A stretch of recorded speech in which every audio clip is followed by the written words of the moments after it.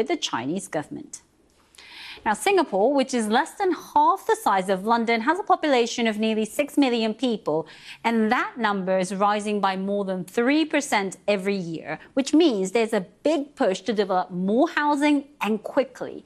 But one consequence of converting forests into residential high-rises is that it has pushed the wildlife out of their natural habitat. Derek Tsai has more.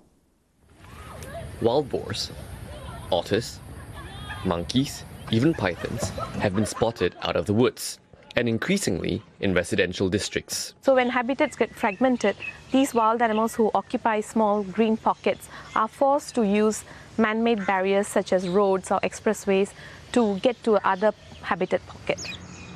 Nature groups are also concerned about the loss of green spaces and its impact on biodiversity.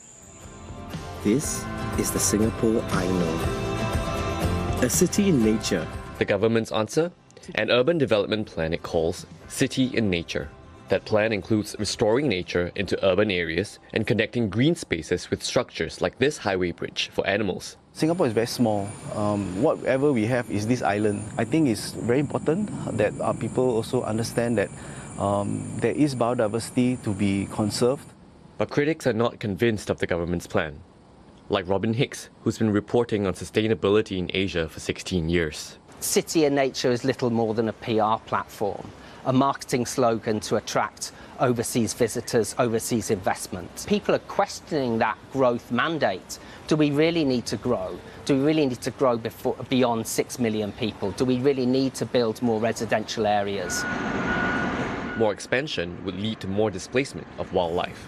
This is one of the last few forests left in Singapore, and as you can see, it's right now in the process of being cut down for a new development. This is all meant to be Singapore's first housing estate built within nature, but here's the catch. 90% of this forest will be cleared for the project.